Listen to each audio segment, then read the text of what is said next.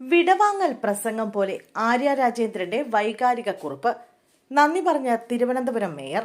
ദാരിദ്ര്യ ചുറ്റുപാടിൽ നിന്നുള്ള ഒരു 21-കാരിയെ ഒരു നഗരത്തിന്റെ മേയർ പദവിയിൽ എത്തിക്കുക എന്നത് ഒരുപക്ഷെ ഇടതുപക്ഷ പ്രസ്ഥാനങ്ങൾക്ക് മാത്രം നടത്താവുന്ന ഒരു പരീക്ഷണമാണ്.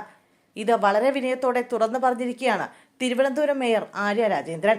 ഒരു വിടവാങ്ങൽ പ്രസംഗം എന്ന പോലെ ആര്യ നടത്തിയ പ്രസ്താവന ഇപ്പോൾ ശ്രദ്ധ നേടുകയാണ്.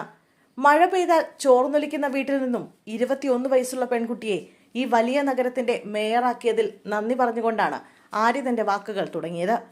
തദ്ദേശ തെരഞ്ഞെടുപ്പിന്റെ തീയതി പ്രഖ്യാപനത്തിന് ശേഷം സംസ്ഥാനം തെരഞ്ഞെടുപ്പ് ചൂടിലേക്ക് കടന്നിരിക്കുന്ന വേളയിൽ അടുത്ത സ്ഥാനാർത്ഥി ലിസ്റ്റ് പേരുൾപ്പെട്ടില്ലാത്ത മേയർ ആര്യ രാജേന്ദ്രൻ പങ്കുവച്ചിരിക്കുന്ന വൈകാരിക കുറിപ്പാണ് ഇപ്പോൾ ചർച്ചയായിരിക്കുന്നത്. പാർട്ടിക്കും നേതാക്കൾക്കും പ്രവർത്തകർക്കുമെല്ലാം നന്ദി പറഞ്ഞുകൊണ്ടുള്ളതാണ് ആര്യയുടെ കുറിപ്പ്. ജീവിതത്തിലെ ഈ 5 വർഷം അതിപ്രധാനമാണെന്നും ഇനി ഏത് സാഹചര്യത്തിലും മുന്നോട്ടു പോകാനുള്ള കരുത്ത് ഈ കാലത്തിനിടെ നേടിയിട്ടുണ്ടെന്നും ആര്യ പറയുന്നു. വ്യക്തി അധിക്ഷേപം മുതൽ നട്ടാൽ കുരുക്കാത്ത നുണകളുടെ കോട്ടകളെല്ലാം തകർത്ത് ഈ നാട്ടിലെ ജനങ്ങൾ എന്നെ സംരക്ഷിച്ചതും എന്റെ പാർട്ടി എന്നെ ചേർത്ത് നിർത്തിയതും ഒരിക്കലും മറക്കാൻ കഴിയുന്നതല്ലെന്ന് ആര്യ പറയുന്നു. എത്രയോ ജീവിത സാഹചര്യങ്ങൾ, എത്രയോ കരുതലുകൾ, എത്രയോ സ്നേഹബന്ധങ്ങൾ, ഒരുപാട് കാര്യങ്ങൾ സ്വയം മനസ്സിലാക്കിയ നിമിഷങ്ങൾ ഈ 5 വർഷങ്ങൾക്കിടയിലുണ്ട്.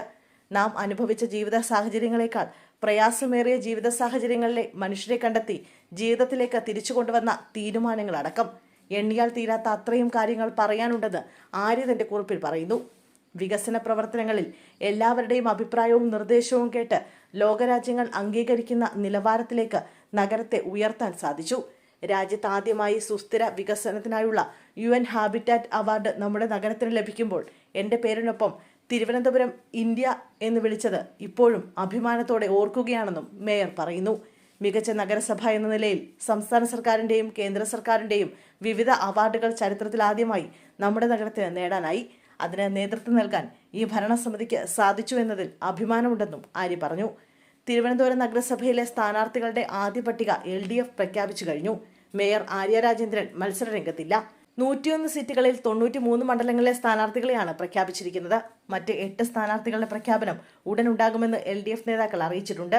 MLA ആയിരുന്നവരെ അടക്കം ഇറക്കി കോൺഗ്രസ് കോർപ്പറേഷൻ പിടിച്ചെടുക്കാൻ ശ്രമിക്കുമ്പോഴും സംസ്ഥാന അധ്യക്ഷൻ നേരിട്ട് ചുമതലയേറ്റെടുത്ത് BJP മത്സരം കടുപ്പിക്കുമ്പോഴും തിരുവനന്തപുരം കൈവിടില്ലെന്ന വിശ്വാസമാണ് ഇടതുപക്ഷത്തിനുള്ളത്.